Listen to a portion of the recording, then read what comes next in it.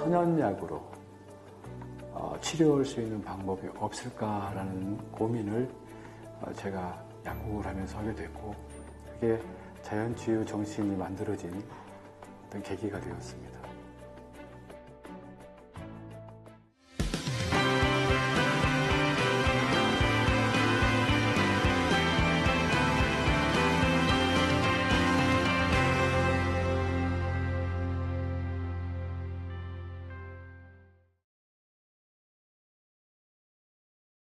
대증요법은 증상 개선, 원인, 자연요법은 원인을 개선하는 거고, 아까 말씀드린 대로.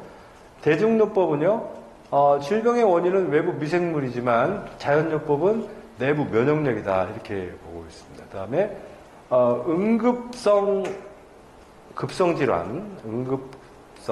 급성질환이 대증요법의 목표고요.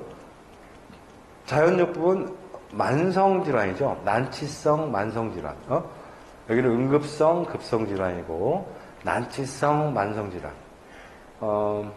한마디로, 대증요법은 어느 때 써야 되냐면, 너무 아프고, 너무 많이 흘리고, 너무 많이 부러졌고, 막히고, 이럴 때, 수술이라든지, 지혈이라든지, 골절이 됐을 때, 이걸, 골절된 상태를 이제 고정시킨다든지, 아니면 이제 장이 협착이 꼬여가지고, 음식물을 못 내려간다든지 할 때 그걸 풀어주는 수술을 통해서 빨리 풀어준다든지, 아니면 너무 통증이 심할 때 마약성 진통제를 쓴다든지, 이렇게 뭔가 그 순간 아주 위험한 상황들을 일시적으로 극복하기 위해서는 대증요법이 필요합니다.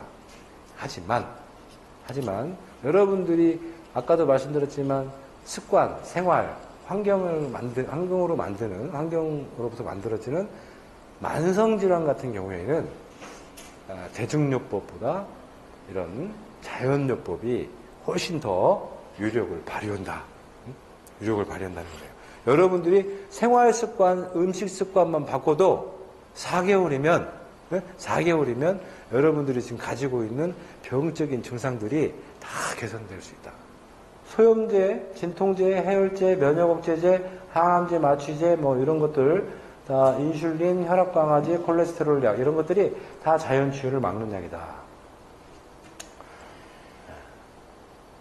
현대의학은 인체는 기계다. 이렇게 보고 있죠. 실제 기계로 보고 있어요. 그래서 부속품처럼 보는 거예요. 근데 자연의학은, 인체는 소우주다. 이렇게 보고 있어요. 그러니까 막 심장 스텐트를 3개, 6개 막 하시는 분도 있어요. 근데 그렇게 스텐트를 하고 나서 그 스텐트가 이제 녹이 슬고, 그 스텐트가 이제 그 노폐물이 끼게 되면은 또 스텐트가 막힐 수 있잖아요. 그렇게 되면 위험해진단 말이죠. 그래서 실제 그런데 병원에서는 그런 그 스텐트를 이렇게 한번 끼우고 나서 이런 자연요법에 대한 설명을 전혀 안 해줘요. 왜 안 해주냐면 다시 스텐트 시술을 다시 하러 와야 되기 때문에 이게 자연요법으로 했을 때 본인의 치료 방법하고 잘 충돌된다고 이렇게 생각을 하고 있어요. 하지만 우리가 생각하는 혈관들이 그렇게 만만치가 않아. 이렇게 혈관이 여기서 이렇게 막히잖아요? 막힌 순간 뭘 만듭니까, 여기 애들이? 우회 도로를 만들어요. 실제 만들어요. 이게 그래서 심장 관상동맥이 크게 3개가 있는데 이렇게 막힐 정도 되면요, 이렇게 우회 도로를 잘 만듭니다. 이 스텐트를 이렇게 만들어주면 이 스텐트는 이제 기계잖아요. 이렇게 열어주면은 우회 도로가 생기겠어요, 안 생기겠어요? 덜 생기겠죠? 스텐트 자체가 얻는 것도 있지만 우리 기능, 자연치유 기능을 떨어뜨리는 것도 있다는 거예요. 이게 안 만들어진다. 이 스텐트로 벌려놓으면. 이게 새로운 혈관들이 이렇게 만들어져야 되거든요. 마음과 육체는 별개로 보지만 자연학에서 하나로 본다. 그 다음에 질병의 원인은 주로 외부에 존재한다. 질병의 원인은 주로 내부에, 면역에 있다. 면역과 해독. 그러니까 결국에 병에 걸리는 것은 외부의 그 독소들 때문에 걸리는 게 아니고, 결국 내 몸에 해독과 면역의 차이가. 해독은 어디가 해요? 이 뭐예요? 간이죠. 면역은 어디가 해요? 네? 면역은. 이건 간인 줄 알죠? 네? 해독은 간이죠. 그러니까 우리 몸은 제일 중요한 게 해독과 면역이에요. 이것만 있으면 병에 안 걸리는 거예요. 근데 왜 병에 걸리냐면 해독력의 차이가 있는 거예요. 면역력 차이가 있는 거예요. 요게 적은 사람들은 병에 걸리는 거예요. 타고난 체질마다 다 다르니까. 그러면 이거 면역을 타는 것은 뭐예요? 골수라고 들어보셨죠? 네. 면역은 골수, 해독은 어디? 간. 이것이 수명과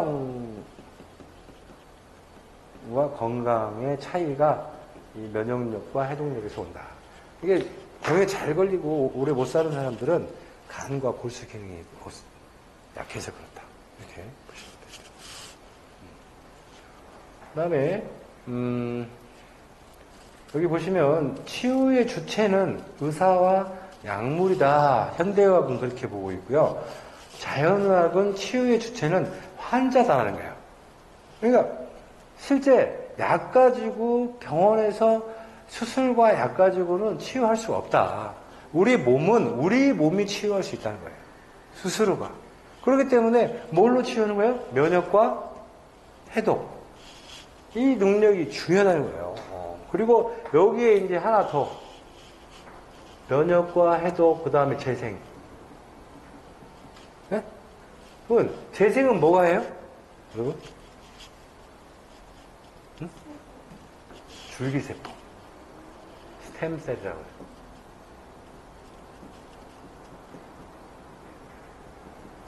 줄기세포. 그러니까 결국에 이 세 가지예요. 간, 골수, 줄기세포. 근데 이제 여기 면역의 골수가 백혈구라고 하고, 백혈구라고 하죠. 간에 있는 건 효소죠. 간에 있는 효소. 효소와 백혈구와 뭐요?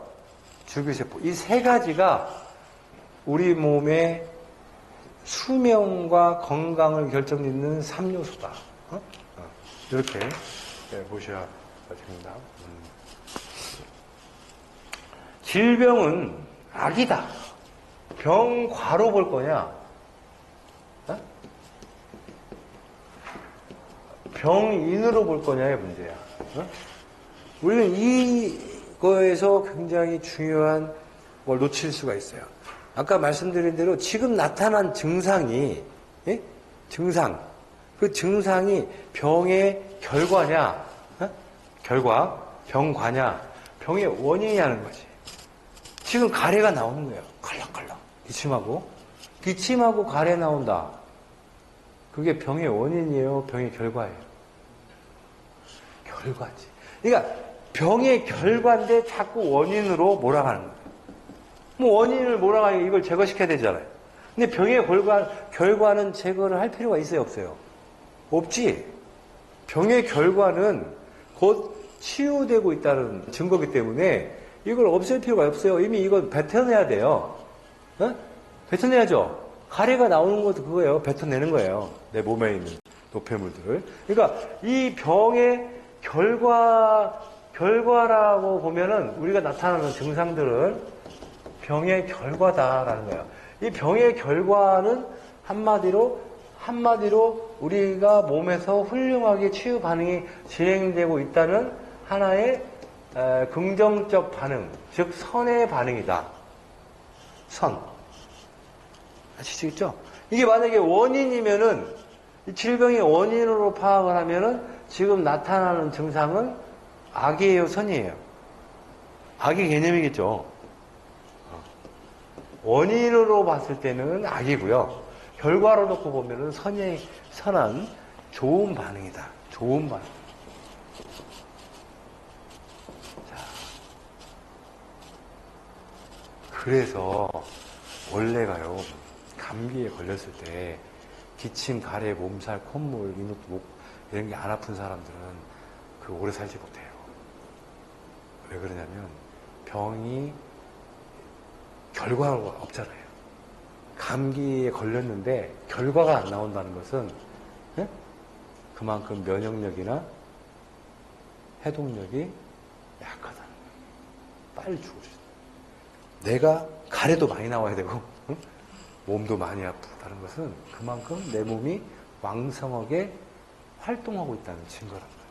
그것을 우리가 즐겨야 된다. 응? 아픈 만큼 건강해진다는 거죠. 아픈 만큼 건강해진다. 이것들을 우리가 확신을 해야 된다. 그래서 우리는 지금까지 한마디로 잘못된 상식에 의해서 우리가 세뇌되어 있다. 잘못된 상식. 짜게 먹으면 일축됩니다. 콜레스테롤을 먹으면 콜레스테롤 수치가 높아진다. 콜레스테롤은 우리 몸의 악의 산물이다. 최대의 악의 산물, 콜레스테롤이 다 잘못된 거짓말. 짜게 먹으면 오래 삽니다. 콜레스테롤이 많아야 오래 삽니다. 실제 콜레스테롤이 없으면 일찍 죽어요. 콜레스테롤이 많은 사람들이 오래 살아요. 장수하고 정력도 좋고 장수하고 병이 안 걸리고 싱겁게 먹는 사람들 병에 잘 걸려요. 암에도 잘 걸려요. 여러분들이 자꾸 이런 것들을 이제 의심해야 되고 의심해야 돼. 왜 그런 말을 했을까? 왜 콜레스테롤이 안 좋다고 했을까? 왜 짜게 먹는 것이 안 좋다고 했을까? 왜 그랬을까요?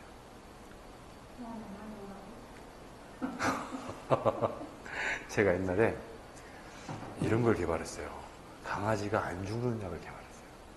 강아지들이 보통 새끼를 낳으면 4마리에서 5마리 정도 낳죠.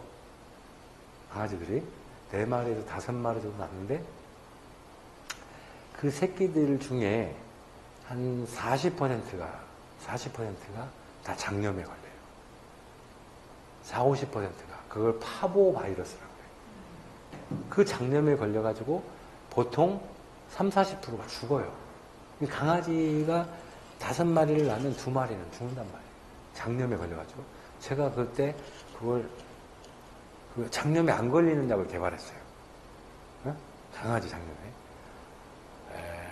에피소드인데 너무 잘 나갔어요. 예. 너무 잘 나가고 근데 이 제품에 대해서 굉장히 불안한 분들이 계시는 거예요. 왜 그럴까요? 이게 확 퍼졌을 때 강아지들이 안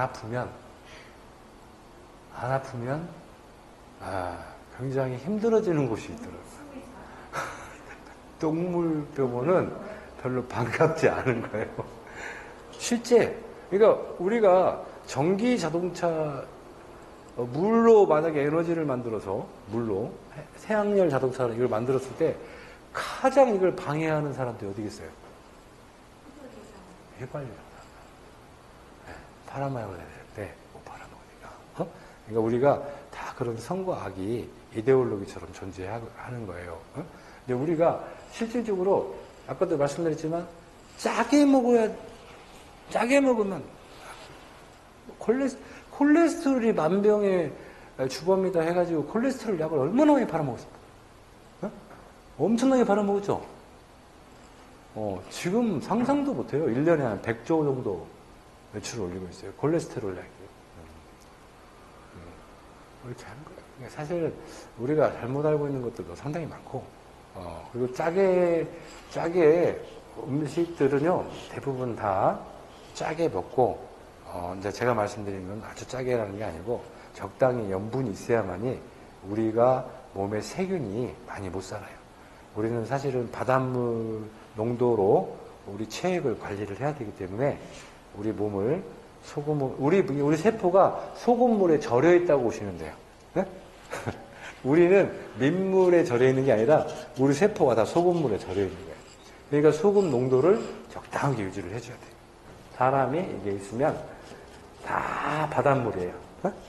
바닷물이고 세포들이 바닷물에 프랑크톤처럼 둥둥둥 떠 있는 거예요. 그러니까 우리는 그 염분을 소금은 안에서 못 만들잖아요. 계속 먹어줘야 돼. 자연요법을 왜 하느냐? 수명을 연장하고 지금 현재 쓰는 현대의학의 대중요법에 보완을 해줘야 된다. 그 다음에 예방적인 차원에서 중요하다. 원인을 치료해야 된다. 독소와 활성산소. 독소와 활성산소. 이렇게 확실히 이해하셔야 됩니다. 암검진은 문제가 있다.